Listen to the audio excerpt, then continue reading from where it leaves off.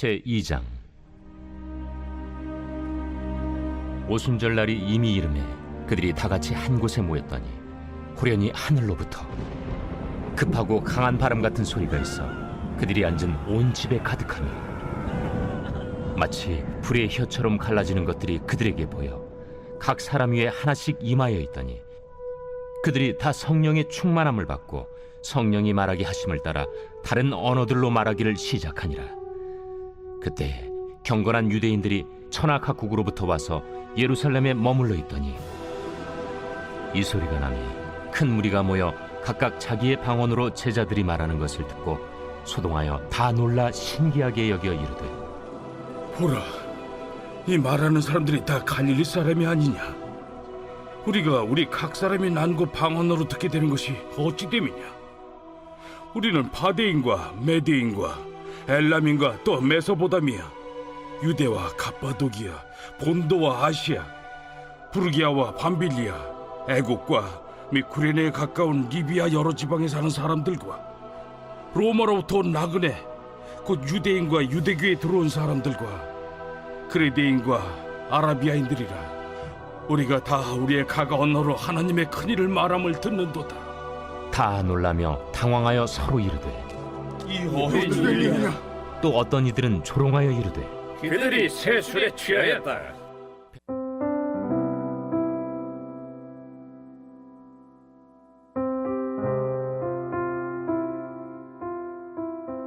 한국교회가 기도의 부흥이 한참 일어나던 1970년대, 80년대에 참 많은 기도원들이 생겨났습니다. 어린 시절 빨간 날이면 부모님을 따라 기도원을 다녀왔던 기억이 있어요. 한얼산 기도원, 오살리 기도원. 가보면 산자락 야외 예배터까지 그렇게 사람이 많았던 기억이 납니다. 물론 지금도 이런 기도원들이 존재하지만요, 현저히 수가 줄어든 것이 사실입니다. 당시엔 병든 자, 아픈 자, 갖가지 사연을 가진 자뿐만 아니라 성령을 구하는 자들이 몰려들어 기도로 밤을 뚫고 밤을 지새워 말씀을 듣고 기도하던 시절이 있었죠. 이 시기 한국교회는 참 영적으로, 양적으로 폭발적인 확장이 일어났습니다. 여의도 순복음교회 같은 경우는요, 이 80년대에 5년 만에 30만 명이 몰려들어 교세를 확장하기도 했는데요. 그 중심에 있었던 것이요, 바로 성령운동입니다. 이 성령운동이란 오늘 큐티 본문에 기록된 이 성령 강림의 사건을 현재에도 재현하고자 하는 운동을 말합니다. 분명히 예수님께서는 우리에게 성령을 구하라 라고 말씀하셨죠. 누가복음 11장 13절에서 우리가 구해야 할 것 중에 가장 좋은 것이 성령이라고 말씀하셨습니다. 우리가 얼마 전까지 보았던 에베소서에서도 성령 충만함을 받을 것을 이야기하셨어요. 여러분, 성령 충만하시기를 간절히 축복합니다. 그런데요, 오늘 이 본문의 사건, 오순절이라는 절기에 일어난 성령 강림의 사건을 오늘날 재현하려고 하는 이 성령 운동이요, 성도님들의 신앙을 강하고 견고하게 만들고 또 한국교회의 성장을 주도해 온 것이 분명한 사실인데요.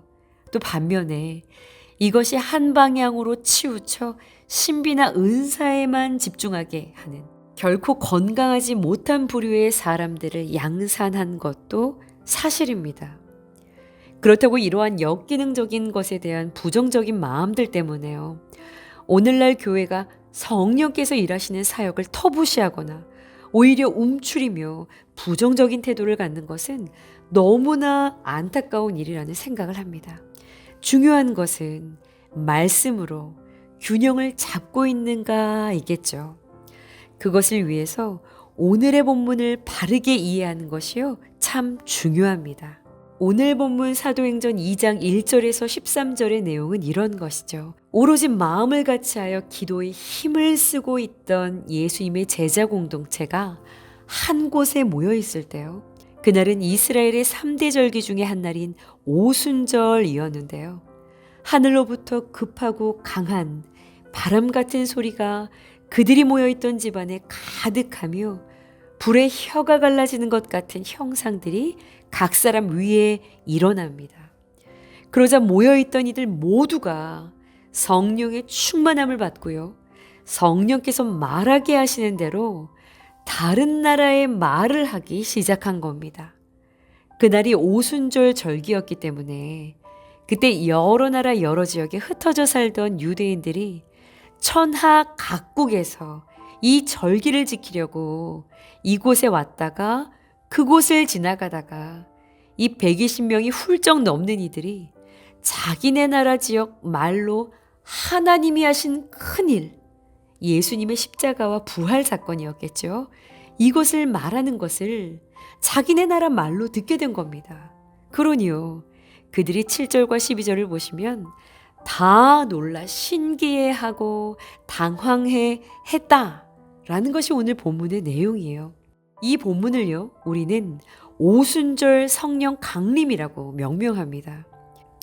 이 성령의 강림 사건은요, 요엘서 2장 28절에 기록된 이미 약속하셨던 예언이 성취된 사건이고요. 하나님의 구속의 계획 안에서 한 번 일어난 단회적인 사건입니다.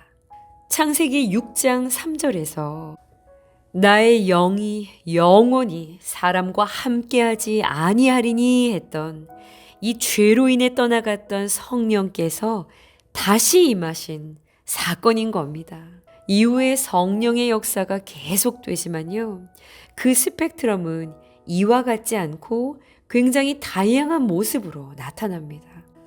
또 이날은 오순절 절기였는데요. 이 오순절은 다른 말로 맥추절이라고 해서요, 보리의 첫 열매, 첫 결실을 하나님에게 드리는 절기였어요. 임하신 성령을 통해서 구원의 첫 열매로 하나님에게 드려진 교회가 탄생하게 된 것입니다. 또한 이때 성령께서 주신 이 방언은요, 각 나라에서 온 사람들이 자기네 나라 말로 전하는 복음을 들을 수 있도록 하기 위해 주셨던 방언이었어요.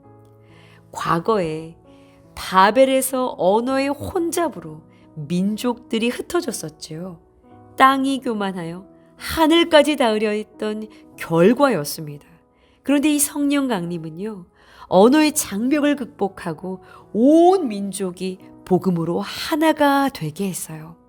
이 방언 때문에 복음이 예루살렘 안에 갇히지 않았고요, 세상을 향해 나아갈 수가 있게 된 겁니다. 여러 지역에서 온 사람들이 이 방언하던 제자들의 이야기를 듣고 복음을 들을 수가 있게 된 거예요. 그러니 이 당시 방언은요, 온 민족을 복음으로 하나 되게 하셨고요, 온 민족에게 복음을 전하기 위한 선교의 분명한 목적을 이루기 위해 주셨던 은사였던 겁니다. 이처럼요, 성령은 모든 장벽들, 인종들, 국가와 언어들, 이러한 장벽들을 초월합니다. 새로운 연합을 계속해서 이루어가요. 이것이 교회인 겁니다.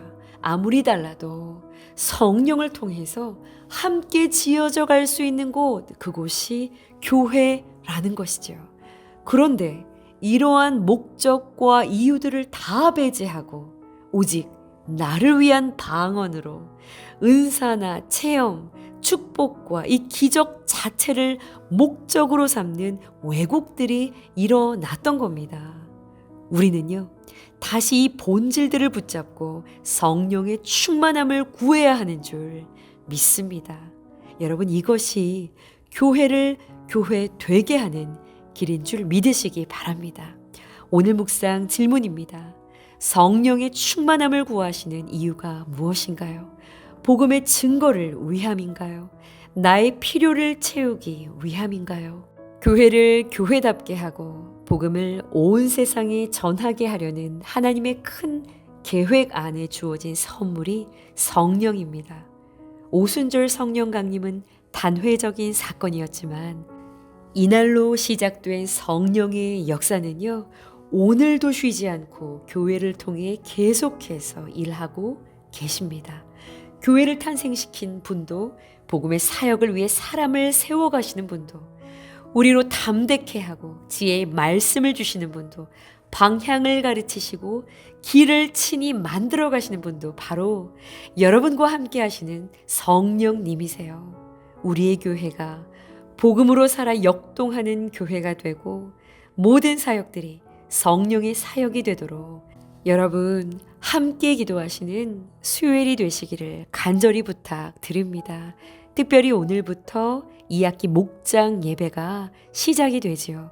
여러분들의 목장마다 구하며 순종하는 여러분들을 통해 성령의 충만한 역사가 나타나는 은혜가 임하기를 주님의 이름으로 간절히 축원합니다.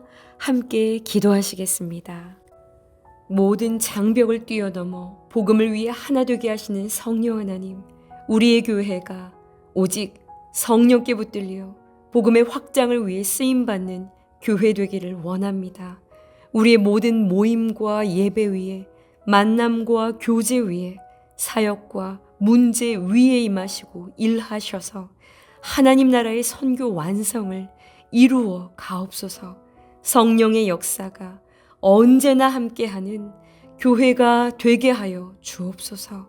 예수님의 이름으로 기도합니다. 아멘.